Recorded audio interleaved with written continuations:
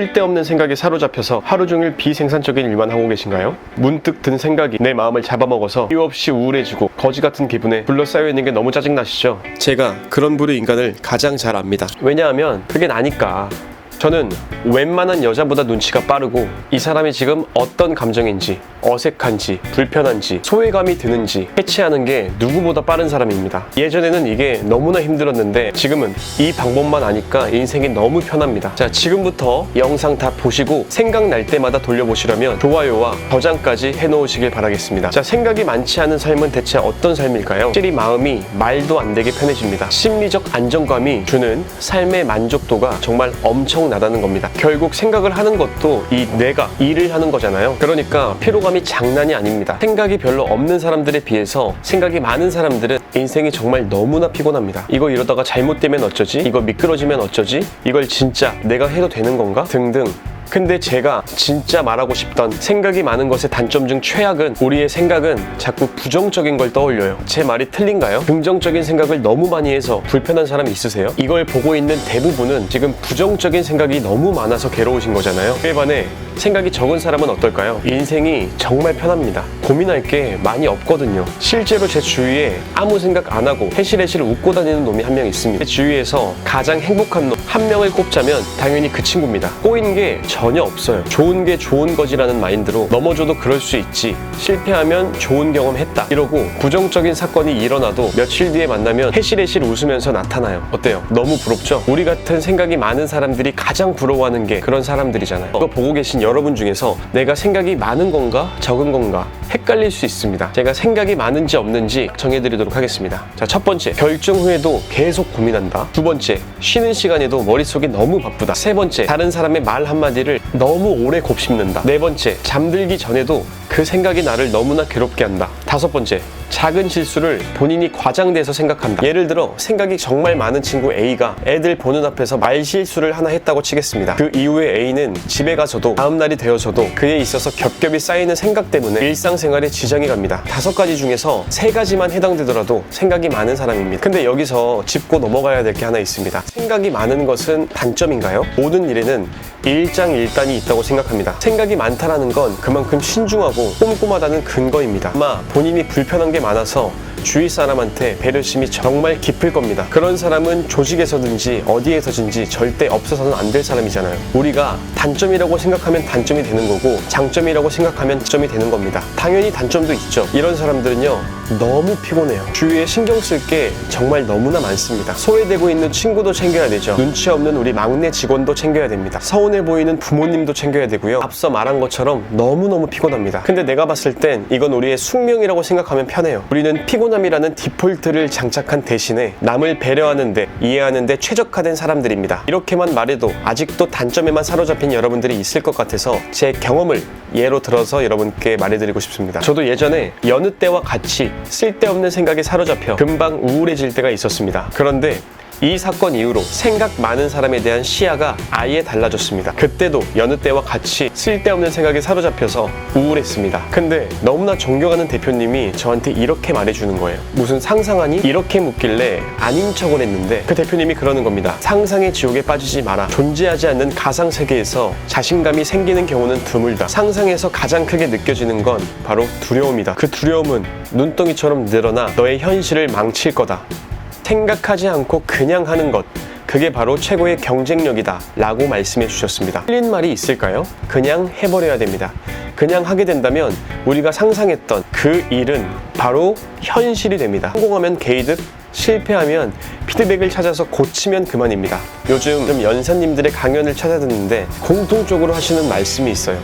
본질과 경험을 무조건적으로 말씀하십니다. 강의를 듣는 청중들이 하는 질문은 모두 똑같습니다. 첫 번째, 지름길이 있는지. 두 번째, 어떤 걸 잘하는 방법. 세 번째, 무슨 방법으로 연사님들은 그 자리까지 올라갔는지. 어떠한 항로를 순조롭게 순항하는 법을 가장 많이 물어봅니다. 하지만 그런 방법이 있을까요?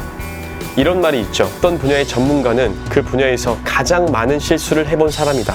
우리는 맞으면서 아파가면서 성장해 나가는 겁니다. 사실 외면하고 싶은 거죠. 우리의 현실을. 뭔가 남들보다 빨리 가는 날개가 달린 신발이 있을 것만 같고, 단언컨대 그런 방법은 절대 없습니다. 실패하고 고치고, 도전하고 고치고, 또 도전하고 넘어지고. 근데 여기서 계속 도전만 하는 사람이 있어요. 물론 안 하는 사람보다 100배는 더 낫지만 실패했을 때 실패해서 오는 그 배움이 있어야 됩니다. 왜 실패했고 왜 무너졌고 어디에서 멘탈이 터졌는지 등등을 상세히 모두 적고 다음 도전에서는 그 실수를 절대 반복해서는 안 됩니다. 매번 오는 실패에서 뭐 하나라도 배워야 된다는 말이죠. 오케이, 너의 말은 알았다. 그럼 대체 어떻게 해야 되냐? 라고 하실 것 같습니다. 네, 그 해답은 바로 기록입니다. 저도 약 2년 전까지 너무나 불안정한 삶을 살고 있었습니다. 일이 그릇되면 어쩌지? 실행은 하지 않고 상상의 지옥에서 계속해서 허우적댔죠. 그러던 중 책을 보고 글쓰기의 중요성을 깨닫고 그날부터 매일같이 내 감정을 써내려갔습니다. 그러니까 내면의 불안감이 해소가 되는 걸 몸소 느꼈습니다. 조던 피터슨이 한 말 중에 그런 말이 있죠. 치열한 글쓰기는 당신이 가진 무기 중에 가장 강력한 무기이다 라는 말을 했습니다. 글을 쓰다 보면 어떤 향연이 펼쳐질까요? 첫 번째, 마음이 너무나 편해집니다. 우리의 뇌에서는 하루에도 수천 번에서 수만 번에 이르는 생각이 지나갑니다. 그 중에서는 부정적인 생각이 다수일 거고 우리는 이유 모를 불안감에 휩싸입니다. 책,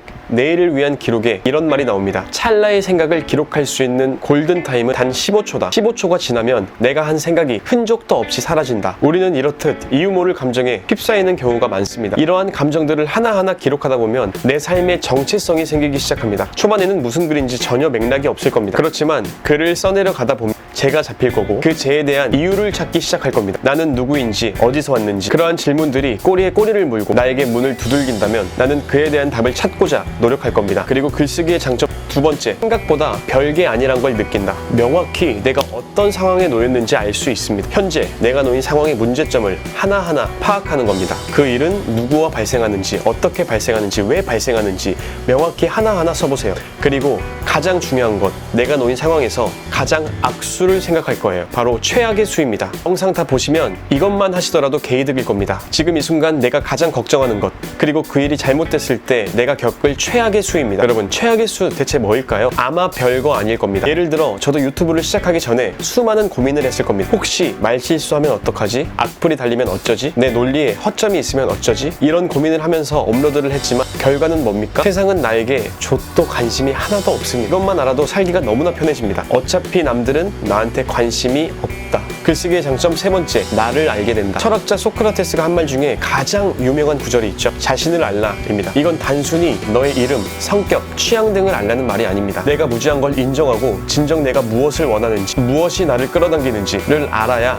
지혜롭게 더욱더 잘 살 수 있다는 뜻입니다. 저도 글을 쓴 이후로 나에 대해서 너무나 잘 알게 되었습니다. 그럼 대체 뭐부터 써야 하냐? 라고 하실 수 있습니다. 제가 그럼 주제 10가지만 알려드리겠습니다. 첫 번째, 나는 어떤 삶을 살아야 행복할까? 두 번째, 오늘 하루 중 가장 마음이 편했던 순간은 언제였는가? 세 번째, 요즘 나를 가장 지치게 하는 사람은 누구인가? 네 번째, 어릴 때 나는 어떤 아이였는가? 다섯 번째, 내 이상형은 어떤 사람인가? 여섯 번째, 최근에 누군가에게 서운했지만 말하지 못한 순간. 일곱 번째, 나는 어떤 말을 들을 때 유독 상처받는가? 여덟 번째, 혼자 있는 시간이 편한가? 불편한가? 아홉 번째, 나에게 좋은 친구란 어떤 사람인가? 열 번째, 요즘 내가 가장 자주 하는 거짓말입니다. 자, 이렇게 10가지를 알려드렸습니다. 자, 그럼 이 주제에 대해서 바로 글을 한번 써볼 텐데요. 우리는 딱 3줄만 쓸 겁니다. 제가 3줄만 써보라고 하면 여러분들은 그게 뭐야? 그게 무슨 글쓰기야? 라고 하실 수 있습니다. 그것도 글쓰기 맞습니다. 우리는 항상 거창하게 뭘 하려고 해서 시작도 못하는 경우가 너무나 많습니다. 그렇게 우리는 대충 엉망으로 시작한다 라는 말을 삶에 장착해야 됩니다. 비행기의 연료가 가장 많이 소진될 때는 바로 출발할 때입니다. 출발하기 시작하면 정말 별거 아닌 경우가 많습니다. 그래서 우리는 정말 가벼운 마음으로 시작할 겁니다. 딱 3줄만 쓰려고 했는데 5줄, 10줄이 되는 경우가 굉장히 많으실 거예요. 그리고 마지막으로 한 가지 더 팁을 드리도록 하겠습니다. 이유 모를 생각이 나에게 찾아온다면 일단 햇빛이 있을 때 집 밖으로 나가세요. 스탠퍼드 연구에 따르면 걷기만 해도 창의적인 아이디어가 60%가 늘어나고 자연 속을 걸으면 나쁜 생각을 반복하는 뇌 부위 활동이 눈에 띄게 줄어든다는 연구 결과가 있습니다. 게다가 햇빛을 받으면 우리 뇌를 기분 좋게 만드는 세로토닌을 더욱더 많이 만들어내는데요. 실제로 겨울철 햇빛이 부족할 때 우울감이 심해지는 것도 같은 이유입니다. 그러니까 생각이 복잡할 땐 방 안에서 고민만 하지 말고 햇빛 좋은 밖으로 나가서 걸어보세요. 뇌가 알아서 정리해 줄 겁니다. 오늘의 요약, 생각이 많다라는 것은 나의 단점이자 막대한 장점이다. 이 예민함, 세심함을 토대로 나의 스카이 콩콩으로 쓸 것인지 나를 빨아먹는 거머리로 쓸 것인지는 오로지 나의 결정에 달렸다. 제가 알려드린 글쓰기와 걷기, 이것만 해도 나를 휩싸는 우울한 감정이 90% 이상 줄어들 겁니다. 주변에 생각이 많아서 고민인 친구, 지인분들에게 이 영상을 보내준다면 큰 도움이 되실 거라고 확신합니다. 과연 이게 도움이 될까? 라는 생각을 버리시고 지금 바로 유튜브 끄시고 블로그 켜고 제가 말씀드린 주제에 대해서 하나하나 적어보세요. 바꿔보시길 바라겠습니다. 하기 싫은 일을 가장 빨리 하는 방법은 지금 바로 하는 것입니다. 긴 영상 봐주셔서 감사합니다. 좋은 하루 되세요.